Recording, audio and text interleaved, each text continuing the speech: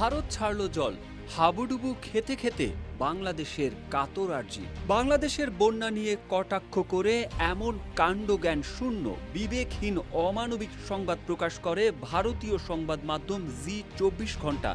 বাংলাদেশের বন্যা পরিস্থিতি নিয়ে এমন সংবাদ প্রকাশের জেরে জি মিডিয়ার ওয়েবসাইট হ্যাক করে বাংলাদেশি হ্যাকাররা ওয়েবসাইটটিতে লিখে দিয়েছে, বাংলাদেশের পরিস্থিতি নিয়ে মজা করার জন্য এই সাইটটি হ্যাক করা হয়েছে।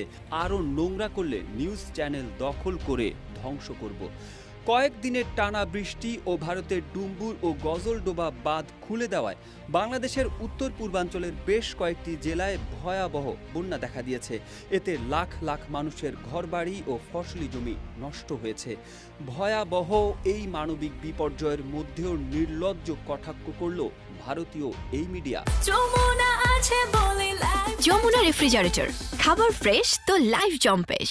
ভারতীয় মিডিয়ার নির্লজ্জ কটাক্ষের জবাবে বুধবার রাত 12টার পর থেকে জি মিডিয়ার ওয়েবসাইটে ঢুকলে ওয়েবসাইটটি বন্ধ দেখাচ্ছে এবং সেখানে লেখা রয়েছে সিস্টেম অ্যাডমিন বিডি কর্তৃক ওয়েবসাইটটি হ্যাক করা হয়েছে।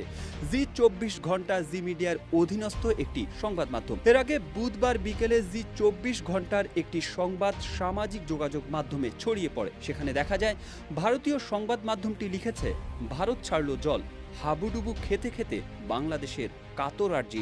শিরোনামটি নিয়ে ব্যাপক ক্ষোভ প্রকাশ করেন বাংলাদেশি সামাজিক যোগাযোগ মাধ্যম ব্যবহারকারীরা। পরে সমালোচনার মুখে ওই শিরোনামটি পরিবর্তন করা হয়। জি24-এর ওই নিউজের ভিতরে বলা হয়, কয়েকদিনের টানা বৃষ্টিতে ভয়াবহ বন্যা দেখা দিয়েছে ত্রিপুরায়। এতে এখন পর্যন্ত 7 জন নিহত হওয়ার খবর পাওয়া গেছে। নিখোঁজ রয়েছেন আরও 2 জন। বন্যার কারণে ডুম্বুর জলবিদ্যুৎ প্রকল্পের বাঁধ খুলে দিয়েছে কর্তৃপক্ষ, আর সে কারণেই ভাসতে চলেছে বাংলাদেশ। অন্যদিকে বাংলাদেশের পূর্ব সীমান্তবর্তী অঞ্চলে ভারত কোনো বাঁধের মুখ খুলে দেয়নি বলে দাবি করেছে দেশটির পররাষ্ট্র মন্ত্রণালয়। অতিরিক্ত পানির চাপে সেটি একাই খুলে গেছে বলে দাবি করেছে তারা।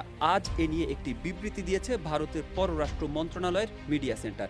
এতে বলা হয়, আমরা বাংলাদেশকে বর্তমান বন্যা পরিস্থিতি নিয়ে উদ্বেগ প্রকাশ করতে দেখেছি যে ত্রিপুরার গোমতী নদীর উজানে ডুম্বুর বাঁধ খুলে দেওয়ায় পূর্ব সীমান্তের জেলাগুলোতে বন্যা সৃষ্টি হয়েছে। বাস্তবে এটি সঠিক নয়।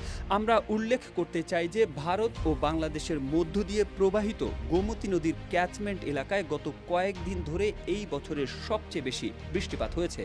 বাংলাদেশে বন্যা মূলত বাঁধের নিচের দিকের এই বৃহৎ অববাহিকার পানির কারণে।